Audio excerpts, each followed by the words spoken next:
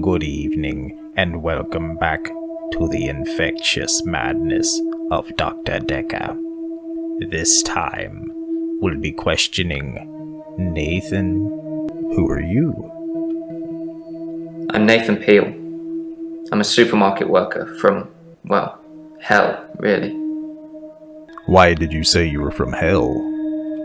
I imagine what I'm experiencing now might be a type of hell. Not everyone burns in flames with the devil on their back. I'm hoping you can make sense of my problem. What's wrong with you? It's like those montages you get in movies. Time passes, you wake up, shave, if you feel like it, shower, get dressed. What's the point? You get this day over and over, nothing changes. Am I in purgatory, Doctor? Why purgatory? Because I'm stuck between this day and the next. Most of the time, anyway. You live the same day over and over again? I watched that Bill Murray film, Groundhog Day, to see if there's any clues. To see if there's any clues. That's how bad it's gotten. I'm looking for a cure in a Hollywood movie. Can you help me, Doctor? Yes, I will help you. I don't know how, but thank you, Doctor. This is our first time around, and I trust you. Do you feel like your life is a movie? Most of my days a blur. I'm not sure if it's the sleeping tablets I'm on or just how I've learned to switch off. You're on sleeping tablets? I'm on temazepam. Dr. Dekker prescribed them for me. He thought I would sleep through to a whole new day. I didn't. Why does nothing change? Sometimes it looks different. Sometimes the birdsong will change, or the weather will be less bleak. Or that person who nodded at you yesterday doesn't do it today. But it doesn't usually change. You need a tragic event for change. Like a murder. Tragic event? I didn't see the driver. It was my fault. I pulled out and the lorry just rammed me. Well, Hannah. She was sat next to me. I was in shock, obviously. And when I came to, she was so close to me. It was like she was trying to hug me. But it wasn't right. Not natural. Bits of metal pushing through her. That was 5 years ago. Are you here because of an accident? I've been shrunk for that already. If I had that day again, I wouldn't make the same mistake. Hannah would still be alive.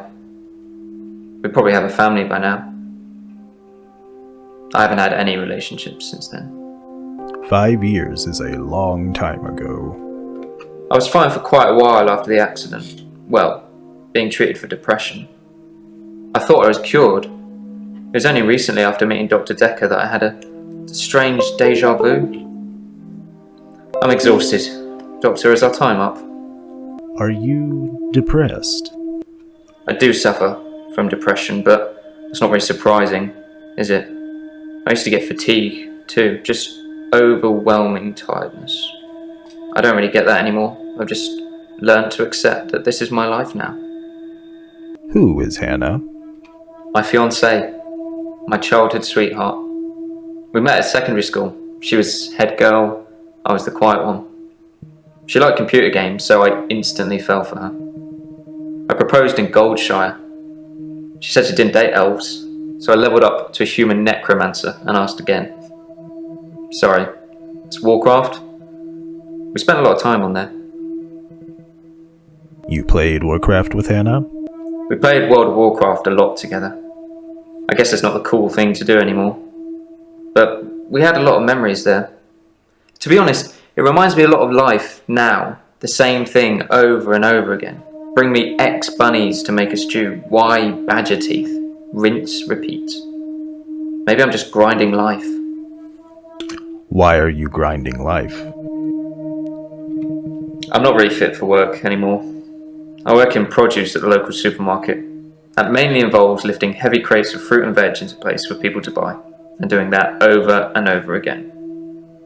My muscles don't seem to have grown much. I think that maybe I'm not aging, When the day resets, I just reset with it. I used to be a builder. You don't think you're aging? I'm 57. Kidding. Just if you spent the whole day at the gym and then repeat that day and not go, you'd have achieved nothing. Why aren't you a builder anymore? I used to be a builder, contractor. I had to quit. It's hard watching a house get built only to start all over again the next day. I needed something less obvious. Can you go back and save Hannah? No, I can't move backwards any more than a day. I don't really seem to control it. It's generally always on. I have to try and change something to move forward. What else can move you forward? To move forward, I really have to see something that feels like it can't be rewound, like a death or some other tragedy. It's not enough to hear it or read it. I've got to see it. I suppose from that point of view, it looks like I'm in control of things. Tell me about Dr. Dekker. Dr. Dekker was a complex man. I spent a lot of time with him, but he won't remember it that way. Why wouldn't Dekker remember it that way? As far as Dr. Dekker was concerned, we had Monday, then moved on to Tuesday. But me, I had Monday 5, 10, 50 times before I got to Tuesday. Why was Dr. Dekker complex? I saw the conflict that Dr. Dekker was going through. Let's just say you might look back on your life and think there's nothing you would have done differently. No 2 days were alike for him in the end. Like he couldn't decide what to do with himself. Why couldn't Dr. Dekker decide what to do? He was like a kid in a sweet shop. He had so many options, he didn't know what to do. I suppose if you take too long picking, all your options run away. What do you know about the murder? Dr. Dekker's murder was sudden. Brutal. It's terrible. But Doctor, 2 weeks. 2 weeks I had of rolling days. No do-overs. No Monday. I wouldn't kill anyone though. I'd have to keep doing it, wouldn't I? Few things seem to move me forward. Can you control your problem? I'm not in control. Doctor, look at me. I'm broken. You need to help me. And that's the story of Nathan. That does it for this episode of the Infectious Madness of Dr. Dekker. If you enjoyed it, you should click the like button. And if you want to see the next episode, you should subscribe. Don't forget, a stash isn't the hair on your lip, it's the source of your power.